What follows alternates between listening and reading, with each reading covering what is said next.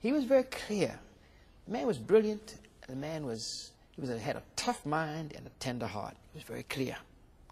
And during that period, if I ever saw him angry, it was after he made the linkage between guns and butter and decided we're going to have a poor people's campaign and we're going to stop this war.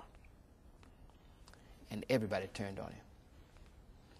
You hear him from time to time doing a quote that I gave him one night when he called. I was doing a sermon for the next Sunday, and he was so down because as a result of his action at the Beyond Vietnam speech at Riverside, and some things that I later learned when I was chair of a subcommittee of a committee that investigated Dr. King's assassination. A nationwide effort had developed utilizing the press and operatives of the press to discredit him.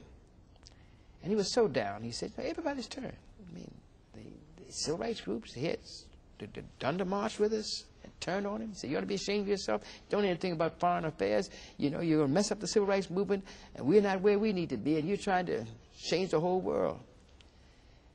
And I quoted for him a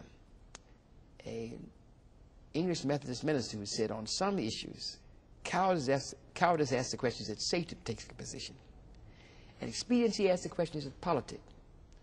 And vanity asks the question, is it popular? But conscience asks the question, is it right?